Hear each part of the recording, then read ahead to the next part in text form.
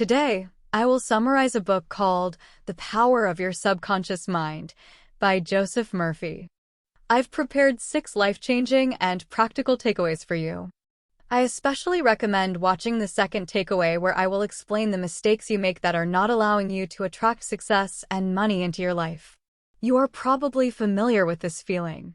You work hard, you do everything you can, but somehow you can't get what you want. Quite worse, somehow you end up getting the opposite of what you want. But on the other hand, there are some people who don't seem to be even trying, but they get all the money and success. Why is that? Why do some people get what they want so effortlessly while others struggle a lifetime without success? The answer is in the way they use their subconscious mind. Before I go further on this topic, let me first explain how your subconscious works. Takeaway number 1. The difference between the conscious and subconscious mind. The conscious mind is like the captain of a ship. The captain stays on the deck and can see where they are sailing and control everything. On the other hand, engineers who are responsible for controlling the engines and the other instruments can't see what is going on outside the ship. They are inside the ship following orders coming from the captain. Engineers are like the subconscious mind. The engineers do not know where they are going, they follow orders. They would go on the rocks if the captain issued wrong orders. They obey the captain because he is in charge, he is supposed to know what he is doing. In the same way, your conscious mind is the captain of your ship, your body, and your environment. Your subconscious mind takes the orders you give it based upon what your conscious mind believes and accepts as true. It does not question the orders, it does not engage in proving whether your thoughts are good or bad, true or false. It responds according to the nature of your thoughts. The subconscious mind is like the soil. Whatever seed you plant there, it will grow. Soil does not say, "Let me prioritize this apricot seed over another seed and give more nourishment, because it will bear fruits one day." It grows whatever you plant there without differentiating what seed you have planted. Your subconscious mind also doesn't understand a joke. It takes you at your word. Under hypnosis, if a practiced hypnotist holds a cup of water under your nose and tells you that it is a cup full of pepper, you will start sneezing. Or if a hypnotist tells you that you are a cat or dog, you will start behaving like a cat or dog. Your subconscious mind does not have the ability to argue or dispute. If you give it wrong information, it will accept it as true. That is why if you repeatedly say to yourself, "I can't afford it," your subconscious mind takes you at your word. And as long as you keep on saying, "I can't afford that car, that vacation, that home," you can be sure your subconscious mind will follow your orders. You will go through life experiencing the lack of all these things, and you will believe that circumstances made it so. It will not occur to you that you have created those circumstances yourself by your own thoughts. Takeaway number 2. You have a fundamental right to be rich. Don't let anyone make you feel ashamed of your desire to be rich. It is not only good, but very good to be rich. When your blood is circulating freely in your body, you are healthy. When money is circulating freely in your life, you are economically healthy. There is nothing wrong with being economically healthy. There is no virtue in poverty. It is an illness like any other mental illness. If you were physically ill, you would realize there was something wrong with you. You would seek help and try to cure the condition at once. In the same way, if you do not have enough money constantly circulating in your life, there's something radically wrong with you. But have you ever thought about what is wrong with you and why you can't get what you want? For many people, there are 3 key reasons, you can also call them emotions, that are holding them back from success. Reason number 1, envy. When I was a kid playing with my friends in the neighborhood, we would very often see a young guy driving an expensive car. With my friends, we would all look at the car with envy and then say things like, "God knows what kind of illegal things this guy did to buy such a luxury car at a young age," or, "Why can such arrogant guys drive a luxury car but not us?" Basically, we would talk all sorts of envious things behind the guy's back without even knowing him or what he does. After reading books similar to this one, I completely changed my behavior. The reason I changed was that entertaining envious thoughts is devastating. It places you in a negative position, Therefore, wealth flows away from you instead of to you. If you get annoyed or irritated by the prosperity or great wealth of another, then you have pushed wealth away from you. Remember that you lose what you condemn. You cannot attract what you criticize or envy. Would you stay with a girlfriend or boyfriend who constantly criticizes you? Of course not, and neither will wealth. Wealth is like a sexy blonde girl sitting alone at the bar waiting for the gentleman to compliment her beauty and buy a drink. If you approach her and start criticizing her beauty, do you think she will go out with you? Of course not. She will talk to the man who knows how to appreciate her. If you have thought envious things about anyone's wealth, stop doing it for your own benefit. The thought you have about the other person is your thought because you are thinking it. Therefore, you actually create in your own experience what you think and feel about the other person. The suggestion you give to another, you give to yourself as well because your mind is the source that created those thoughts. Your subconscious mind records it and plays it back to you. These days when I see a young guy driving a nice car, I truly feel happy for him. I feel happy that he is blessed to drive such a nice car. In my mind, I wish him the best and thank him for motivating me and showing me what is possible.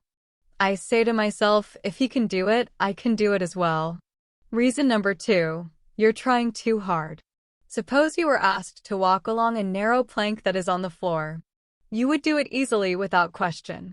But now, suppose the same plank was 50 meters high between two walls. Would you still do it? Probably not. Your desire to walk the length of the plank would come into conflict with your imagination. You would imagine falling down. You might very much want to walk across the plank, but your fear of falling would keep you from being able to do it. The more effort you put into conquering your imagination, the greater strength is given to the idea of falling. The thought, I will use my willpower to overcome my fear, leads to failure. It's like deciding not to think about a green hippo. The decision makes the idea of a green hippo dominate the mind, and the subconscious always responds more to the dominant idea.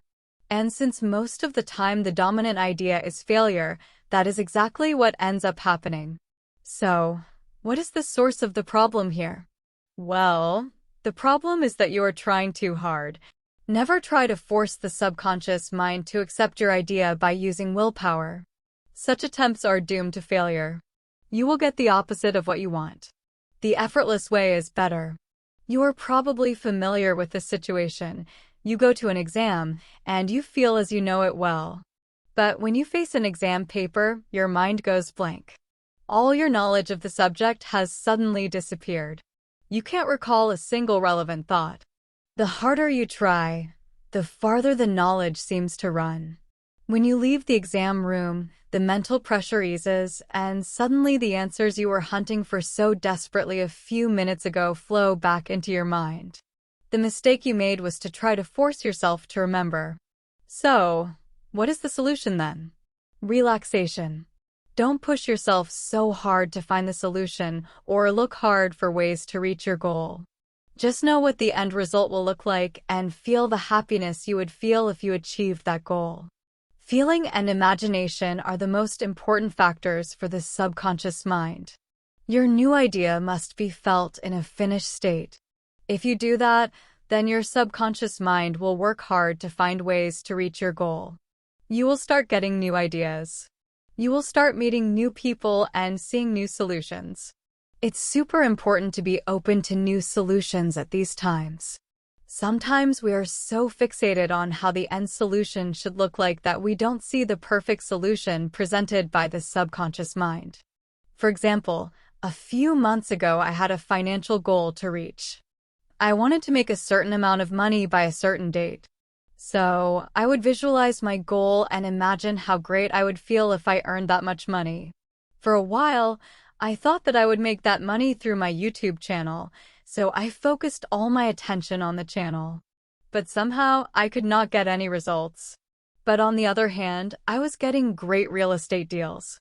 At the time, I was not planning to buy a property, but somehow I was being pushed toward real estate.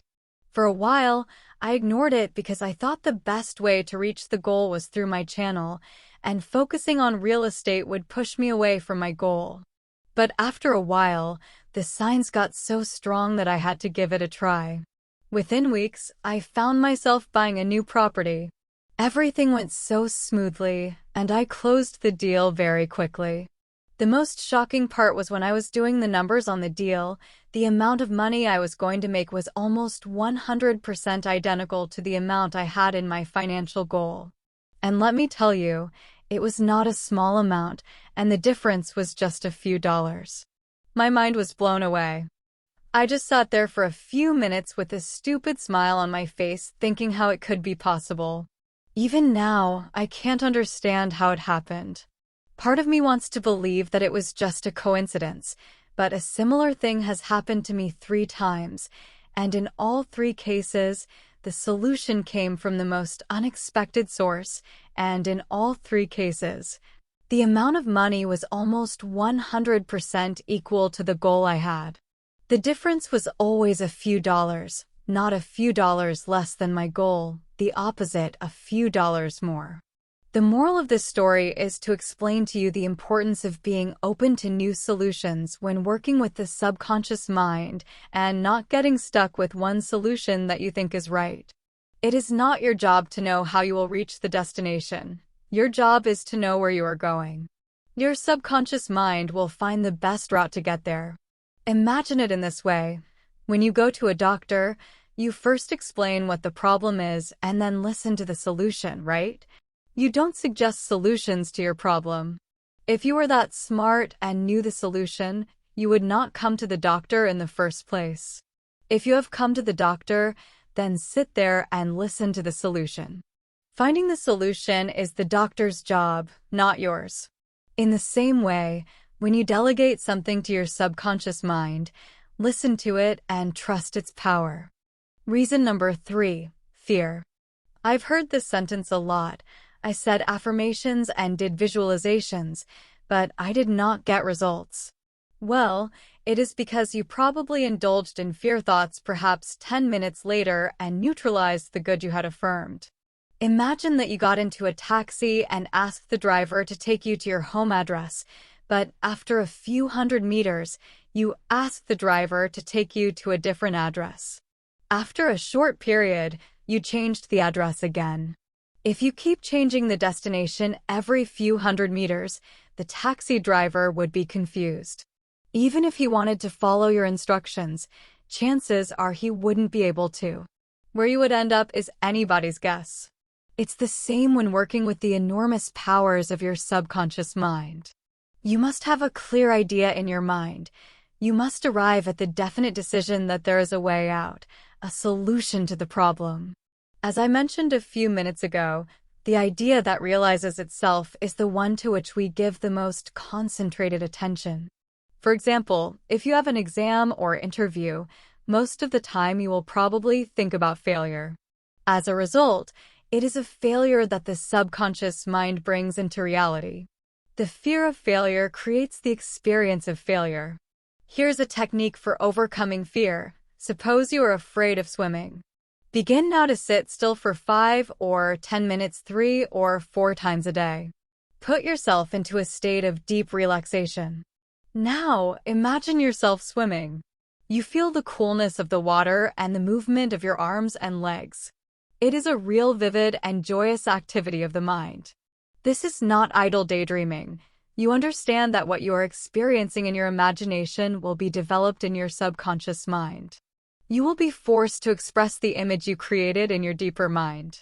Next time when you swim, it is the joy that will surface. This is the law of the subconscious.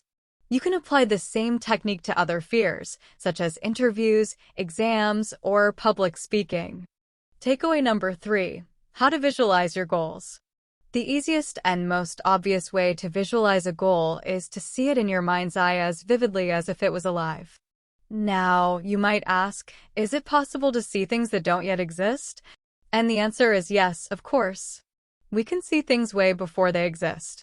This is how the computer or the phone you are using right now came into existence. Someone saw it before it existed. You have probably heard the saying, don't count your chickens before they hatch. Well, guess what? We humans can count our chickens way before they hatch. Architects do this all the time. They see the building in its complete form before it even existed. It may be ugly or a beautiful building, but it is being first created as a visualization. So, it is possible to see things before they exist. In fact, it would be foolish to start something without visualizing and seeing it first in your mind's eye. For example, imagine you see a man building something and ask him what he is building, and he replies, "I have no idea what I'm building here. I am just putting bricks on top of each other and hoping it will turn out to be something nice." You would probably call the police to take away this crazy man so that he does not harm himself and others. So, it is not just possible but necessary to visualize and see things before they exist. The best time to visualize your goal is before you go to sleep or after meditation. The reason is that when you are in a relaxed and sleepy state, the conflict between the conscious mind and the subconscious mind is reduced, which means the subconscious mind has an easier time to work on your goals. Another benefit of visualization before sleep is that you give a task to your subconscious to work on while you sleep. Many people think that you get tired during the day and you go to sleep to rest the body, but nothing rests in sleep. Your heart, lungs, and all your vital organs function while you are asleep. If you eat prior to sleep, the food is digested. Your nails and hair continue to grow. In the same way, your subconscious mind never rests or sleeps. It is always active, controlling all your vital forces. You spend 1/3 of your entire life in sleep, and many answers to our problems come to us when we are asleep. Many famous people have understood this and have used it very effectively to find solutions to the problems they are facing. Nikola Tesla and Albert Einstein are just a few of the many examples. Takeaway number 4. How to receive guidance from your subconscious. When you have to make a difficult decision, or when you fail to see the solution to your problem, begin at once to think constructively about it. If you are fearful and worried, you are not really thinking. True thinking is free from fear. Here is a simple technique you can use to receive guidance on any subject. Quiet the mind and still the body. Tell the body to relax. Focus your thoughts on the solution to your problem. Try to solve it with your conscious mind. Think about how happy you would be about the perfect solution. Sense the feeling you would have if the perfect answers were yours. Now, let your mind play with this mood of happiness in a relaxed way, then drop off to sleep. When you awaken, if you do not have the answer, get busy with something else. While you are preoccupied, it is possible that the answer will pop into your mind. You do not always get the answer overnight, so keep doing it. Believe that you will have the answer. Now feel the joy of the answer in the way you would feel if you had the perfect answer. Your subconscious will respond to your feelings. Guidance comes as a hunch, an inner awareness, a strong feeling that urges you to do certain things. Follow these feelings with faith and never doubt its power. In the book, there are several great examples showing how people use this technique to find an answer or solution to their problem. The simplest example was one that happened to the author himself. The author says he used this technique to find his lost ring. After several repetitions, one day he got a hunch that he should ask his neighbor. Robert didn't make any sense, since Robert was just a kid, and there was no way that he would know where the ring was. Despite the hesitation, the author asked. Robert said, "Oh yeah, I found it a few days ago and put it on the table at home." Takeaway number 5, how to use the subconscious mind for forgiveness. Life always forgives you. It forgives you when you cut your finger by healing the wound. When you burn your hand, it gives you new skin and tissues. Life holds no resentment against you. It always forgives. But we can't do the same. We feel guilty for years for the things we did in the past. We keep blaming ourselves and feel terrible every time we remember what we did or said. We all have 1 or 2 things that we did in the past that we regret and can't forgive ourselves or others. Maybe you said something to your parents that hurt them a lot, or did something to your friends that you shouldn't have done. Years have passed, but you are still feeling terrible. If what I just described applies to you, then listen to this carefully. Scientists tell us that every single cell in our bodies is replaced every 11 months, both physically and psychologically. Do you know what that means? It means that you are reborn every 11 months. The person who did something wrong years ago is literally dead now. If you are still suffering for the things you did a long time ago, then you are blaming an innocent person. My friend, let me ask you this. If you could relive the same event again today, would you do and say things as you did years ago? Probably not, right? If that is the case, then wouldn't it make sense just to forgive yourself and stop suffering for the mistakes of a dead person? Takeaway number 6. How to use the subconscious mind for healing. If you create a watch and one day that watch stops working, you would know how to fix it, right? The subconscious mind is like a watchmaker. It created your body and it knows exactly how to heal and restore all the vital functions of your body. Whether you are awake or asleep, your subconscious mind controls all the processes of your body without the help of your conscious mind. Your heart beats, you breathe, etc. If you were forced to operate your body's functions with your conscious mind, you would probably die in a few minutes because the process is very complex. The heart-lung machine that is used during open-heart surgery is one of the wonders of modern medical technology, but what it does is infinitely simpler than what your subconscious mind does 24 hours a day, every day. Your conscious mind cannot operate your body, but it can get in the way of proper operation. If you put an ordinary person into the cockpit of a plane, he would not know how to fly the plane, but he would definitely know how to distract the pilot and cause a problem. In a similar way, products of the conscious mind such as worry, anxiety, fear, and depression interfere with the normal functioning of the heart, lungs, and stomach and cause problems. Stress creates problems for the harmonious functioning of your subconscious mind.